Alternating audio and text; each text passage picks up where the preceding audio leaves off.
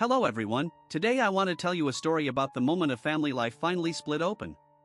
It begins on a bright Sunday, with coffee cooling in porcelain cups and everyone pretending this brunch means love. If you have ever been the one blamed first, you will know why Wren noticed her mother's eyes before she noticed the sirens. The Hunt-Carter family was halfway through pastries on the stone patio when two patrol cars rolled up beside the manicured hedge. Birds burst from the lawn. Silverware stilled against plates. For one strange second, nobody moved except Wren, who looked up too fast, already bracing for impact as if trouble had learned her name. An officer stepped through the gate with a folder in one hand. Another followed, jaw set, eyes scanning faces. Maximilian Hunt rose slowly from his chair in a pale blue shirt, sunlight clean on his cufflinks. He looked offended before he looked afraid. "Maximilian Hunt," the first officer said. Everything went quiet enough for Wren to hear the fountain behind the roses. Then came her aunt's thin gasp. A fork hit a plate. Her mother turned sharply toward Wren first. That landed like a slap. Even now. Even with police on the lawn. Even with their golden boy standing there. "There has to be some mistake," her mother said, already breathless, already pleading. "My son works in finance." Max gave a tight, practiced smile. "Officer, if this is about the compliance review, my attorney can clear it up." The officer opened the folder. "You are under arrest on suspicion of embezzlement, fraud, and unlawful transfer of trust funds." Hold. No one spoke. Then all at once they did. Embezzlement? From who? "Max, say something." Chairs scraped. Someone whispered, "Oh my God." The handcuffs clicked shut with a small metallic certainty. Wren felt something ugly and electric move through her chest. Not joy. Not exactly. Vindication with teeth. Max finally looked rattled. "This is insane." Wren stared at him, and a memory flashed without warning, every dinner where her questions died under praise for Maximilian's brilliant finance career. Every time she defended herself and got told to stop causing scenes. As the officers led him across the lawn, the family still clustered around him like he was the one needing protection. Wren stood alone at the table, watching the story crack for the first time. That look on the lawn dragged Wren backward through years she had spent swallowing her own version of events. The pattern was always domestic first. Small enough to sound ridiculous when she said it out loud. A blender burned out. A cabinet hinge split. A bill went unpaid because somebody forgot to mail it. The kitchen hummed with the refrigerator's tired rattle, and somehow every sound ended with her name. "Wren, what did you do now?" A pause. Always that pause after the accusation, as if the room itself expected her confession. She would stand there with dishwater cooling on her hands, or keys still in her palm from coming home late, and try to answer without sounding angry. That was impossible. If she sounded calm, they called it cold. If she sounded hurt, they called it dramatic. "I didn't touch it," she would say. Then her mother, with that pinched patience she saved for Wren alone. "Nobody is attacking you. We're trying to understand why things keep happening around you." Door slam. A brother leaving. A conversation ended before it began. And then Maximilian would stroll in, jacket clean, voice smooth, smelling faintly of expensive soap and outside air. He never rushed. He never had to. He would glance at the broken thing, or the pink final notice on the counter, and offer some polished little summary. "It's probably just disorganization," he would say. "Stress makes people careless." People. Never Wren directly if he could avoid it. He was too smart for that. The family heard mercy in his tone. Wren heard the knife wrapped in linen. If she pushed back, they praised him. Every time. "Maximilian understands how these things work," her aunt would say. "He deals with numbers all day," her mother would add. "His finance job has taught him responsibility." As if a salary could turn one child into scripture. Phone buzz on the counter. Her mother checking balances with a frown. Another missed payment. Another look at Wren first. "I paid my part," Wren snapped once, too fast, too loud. That had been a mistake. She saw it the moment the room stiffened. There you go again, her mother said. Defensive. Maximilian didn't even need to smile. If the account is short, he said gently, we should review recent transfers before anyone gets more upset. Facts are better than feelings. Ren remembered the heat that rushed into her face. She had old accounts. Closed ones, mostly. One dormant account she had not touched in ages. She started talking too quickly, listing dates, names, trying to prove she was not careless, not lying, not the family hazard they all seemed to need. And the more she explained, the guiltier she sounded. That was how it always began. Not with proof. With suspicion finding the easiest place to live. By the time Ren got back to her apartment, her hands were shaking so hard she missed the keyhole twice.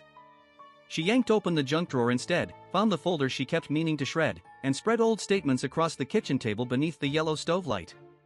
The room smelled faintly like dust and burnt coffee. The wall clock ticked with a thin, needling patience.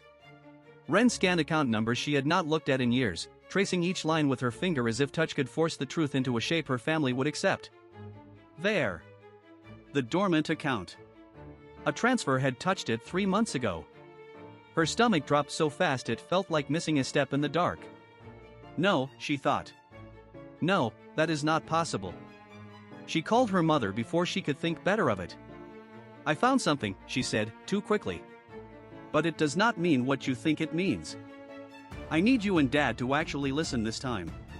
20 minutes later she was in her parents' dining room, bank printouts trembling in her hand. Her father stayed standing. Her mother sat rigidly at the table with her glasses low on her nose, already tired of this. Ren laid out the pages. This account was dormant. I told you that. Look at the dates. If money passed through it, that does not prove I took anything. It proves someone used it. Her father gave a short, unbelieving exhale. Used it how, Ren? You are the owner. I do not know yet. Even to her own ears, it sounded weak. Defensive. Wrong. Maybe it was linked somewhere old. Maybe somebody still had access. I am trying to figure that out. Her mother touched one page with 2 careful fingers. Why didn't you mention this account immediately? Because I forgot it existed, Ren snapped, then heard herself and flinched. It was dormant. That is the point. The word forgot landed like an admission. Her father leaned over the table. Paper rustled under his hands. So first you say you know nothing about the missing money. Now we find a transfer tied to your account, and your explanation is that you forgot? Ren opened her mouth, then stopped. She had brought only partial statements. No login history. No closure paperwork. Nothing that proved the transfer originated somewhere else. For one awful second, the room went quiet except for the clock.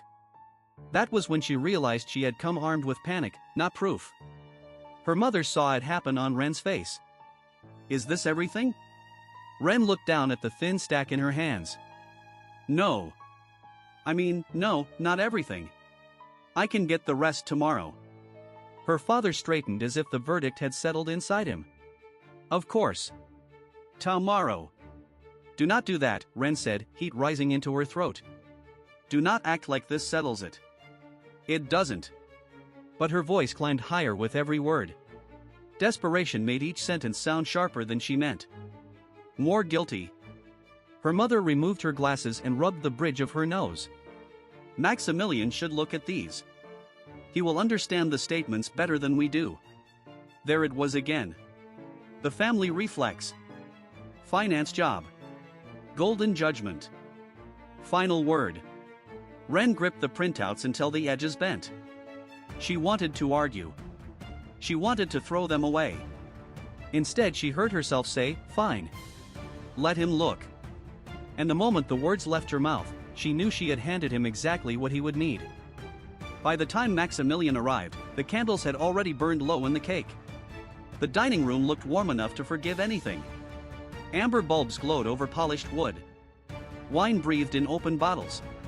Someone had lit vanilla candles that could not hide the smell of roast chicken and stress. Ren stood near the sideboard with the printouts tucked under her arm. She had not meant to bring them downstairs. She had only wanted them out of her room. Out of her sight. But paper had a way of following her in this house, especially when it could be used against her. Maximilian crossed the room in his blue suit like he had stepped out of a cleaner life. He kissed their mother on the cheek. He shook their uncle's hand. He smiled at Ren last, brief and mild, as if he were greeting someone who had once worked for him. There he is, their aunt said. The one person here who understands money. A few people laughed. Ren felt her jaw lock. Glasses lifted. A birthday toast began for their mother. It should have ended there. Instead, after the clink of crystal and the first swallow of wine, their mother set her glass down and looked straight at Ren. Not at Max. At Ren first. Before we go on, she said, voice too careful, I think we need peace tonight. Ren, if there has been any misunderstanding about the missing funds, you should apologize for the upset. The room went still in that ugly social way. No sound except a cube of ice tapping a glass. Ren actually smiled for a second, because the words were so absurd they felt unreal. Apologize, she said. Then the smile died. Heat rose up her throat. For what, exactly? For asking where the money went? Chair legs scraped. Nobody met her eyes for long. Maximilian did not rush in. That was what made it work. He took the pages from under her arm with a gentle, practiced motion. He glanced over the statements as if confirming a diagnosis he had hoped to avoid. Ren, he said softly, this is what I tried to explain earlier. These transfers touched your old account. You brought us incomplete records, and when Uncle David asked for dates, you couldn't provide them. That doesn't make you a criminal. It means you panicked and made a mess. A murmur moved around the table. Relief, almost. They wanted a shape for the story, and he handed them one. Ren stared at him. You told me that account was irrelevant. He tipped his head. Calm. Patient. Irrelevant to the theft theory. Not irrelevant to why everyone is confused. He laid the pages on the table. I think you saw activity, assumed the worst, and started connecting dots that were never there. Their aunt exhaled hard. That sounds more likely. Ren does this, Uncle David said. She gets worked up and then doubles down. Her mother folded her hands. Just say you're sorry. Please. Pause. The silence hit harder than shouting. Ren felt every face close in. She heard herself say, too loud, too ragged, you want me to confess because he used a calm voice? No one answered that. Which was answer enough. Maximilian gave her a sad look that nearly turned her stomach. No one is attacking you. We're trying to protect this family from more damage. Protect. The word landed like a slap. Ren looked at the statements on the table, at the highlighted transfer tied to her dormant account, at her own bent fingerprints on the pages. Suddenly the papers no longer looked like proof. They looked staged. Arranged. Prepared for this exact moment. And for the first time, beneath the shame, another feeling cut through. Not confusion. Recognition. Recognition had barely formed when the front door opened hard enough to rattle the glass. The room flinched as one body. A burst of sirens leaked in from the street, then cut off, leaving only radio static and the dry scrape of shoes across the entry tile. Maximilian turned first, annoyed before he was afraid.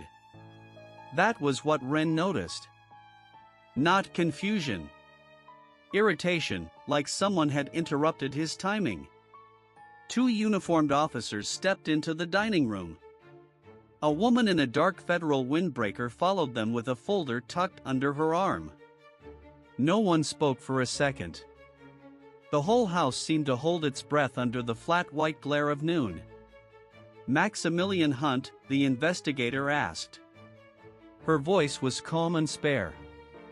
It did not rise to meet the panic already building in the room. Max gave a thin smile. There has to be some mistake.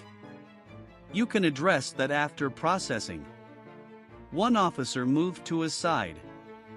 The investigator opened the folder on the table, right on top of the statements that had been used against Ren. We have a warrant and a financial seizure order tied to misappropriated trust funds, shell transfers, and fraudulent routing through third-party accounts. Their mother made a sound Wren had never heard before. Small. Animal. No. No, not Max. Wren looked at her then. Even now, even with officers in the room, her mother looked at Wren first, as if disaster still belonged to her by default. The investigator slid out a set of printed records. New pages. Cleaner pages. Official seals. Dates. Transfer chains. Arrows in black ink. The family trust was accessed in stages over 11 months, she said. Funds were moved through entities controlled by Mr. Hunt, then partially routed through a dormant personal account belonging to Ms. Wren Carter. Wren heard her own name as if it came from the bottom of a well. Her father snapped toward her. I knew that account meant something. Sit down, sir, the officer said sharply. The investigator did not even glance up. The account was used without her knowledge. Silence hit the room so hard it seemed to ring. Wren stared at the page until the numbers blurred. Then sharpened. Her old account number. The transfer dates. Tiny deposits. Immediate removals. Layering. Concealment. Someone had not just used her. Someone had built a trail that would survive first suspicion and die under real scrutiny. Someone had counted on the family never reaching that second step. Maximilian laughed once. It came out wrong. That proves nothing. Anyone could have. It proves you had authorization tokens tied to every originating entity, the investigator said. It proves your work device accessed her account records 3 days before the first transfer. It proves you presented selected statements to family members before law enforcement contact. Wren's stomach rolled. She had been right. Then instantly angry at herself for needing strangers in windbreakers to make rightness matter. The officer took Max's wrists. The zip tie snapped tight. Their mother lurched forward. Wren, do something. Tell them this isn't how he is. Wren finally found her voice, rough and late. No, she said. This is exactly how he is. The front door shut behind the officers, and the house seemed to lose all its air.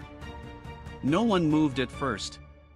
The only sound was their mother's broken breathing and the old settling creak in the walls, as if the place itself had gone weak at the knees.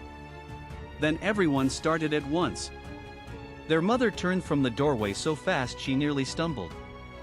Her face was wet and furious, not at Max anymore, not really, but at the disaster itself. Her eyes found Wren with the old reflex. We need to get ahead of this, she said. Call someone. Explain the account. Tell your aunt before she hears it from strangers. Help me fix this. Fix this. There it was. The job Wren had been handed her whole life. Clean up the damage. Carry the blame. Make the family presentable again. She stayed exactly where she was. Her sister, Dana, made a strangled sound that turned into a sob. She dropped onto the arm of the sofa, hands over her mouth, mascara streaking onto her knuckles. I told people you were lying, she said to Wren, then shook her head hard, as if refusing her own words. No, because he showed us things. He had statements. He had dates. How was I supposed to know? Wren almost laughed. It rose wrong in her chest and died there. That was the shape of it, wasn't it? How was I supposed to know? As if ignorance had been some moral shelter. Her father finally spoke, voice flat and thin. Your mother doesn't mean. He stopped, swallowed, tried again. This family is exposed now. We need to talk to the bank. To the trustee. To your grandmother. You're good in a crisis, Wren. A phone vibrated against the kitchen counter. Then again. Nobody reached for it. Wren looked at each of them in turn. her mother wringing her hands raw. Dana crying like she had been struck. Her father already arranging the wreckage into tasks. Not one of them had asked how she had survived being called a thief. Not one had said the word sorry. No, Ren said. The room held still.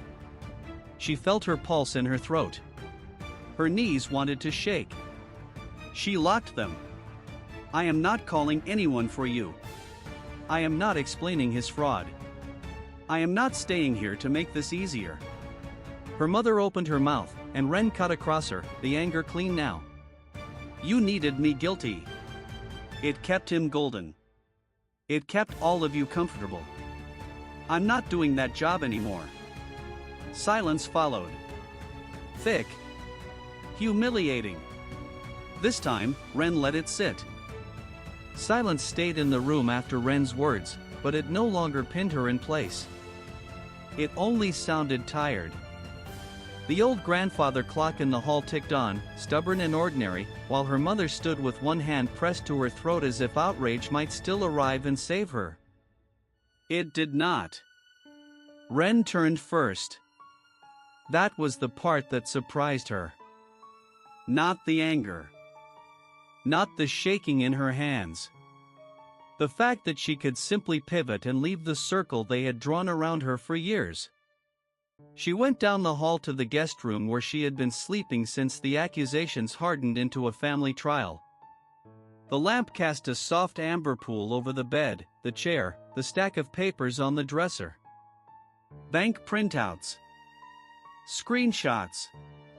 Her name highlighted in yellow. Every page that had once been held up like a verdict. She looked at them for a long moment, then set her overnight bag on the bed and pulled the zipper open. Behind her, footsteps hesitated near the door. Ren, her mother said. Ren kept folding clothes. A sweater. Jeans. The blue shirt that still smelled faintly like cedar from the closet. Don't. I said I'm sorry. The words scraped instead of landing.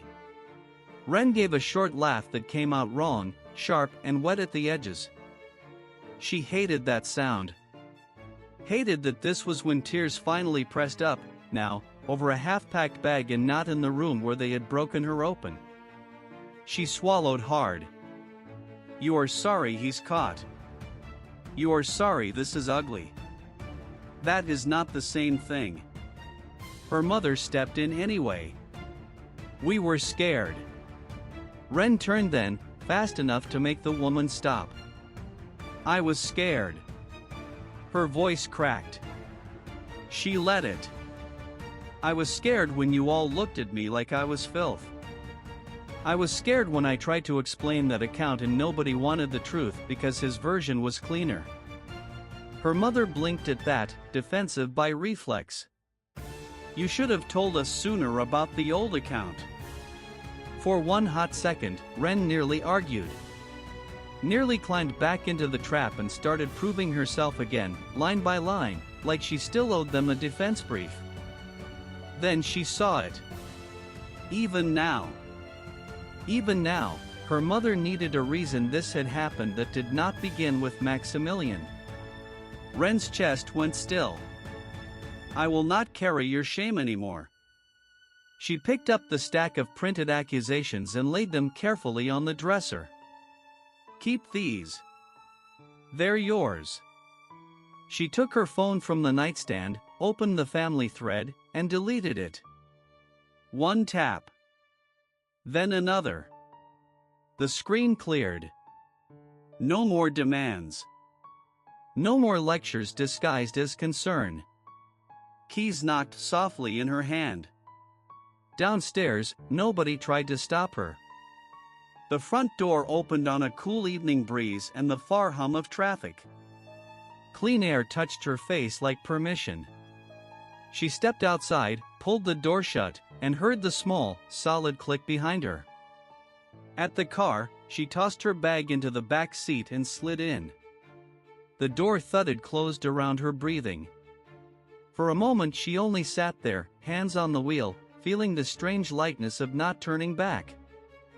Ren did not drive right away. She sat in the dark car until the windshield turned mirror black and her own face looked back at her like a stranger who had finally stopped apologizing. Then she started the engine, pulled away from the curb, and went home to the apartment she had once called temporary, as if all her real life were always supposed to begin after her family finally believed her. After midnight, the place felt emptied out. The refrigerator hummed. Pipes ticked in the wall. Her bag still lay where she had dropped it by the door. She kicked off her shoes, crossed to the kitchen, and drank water straight from the tap.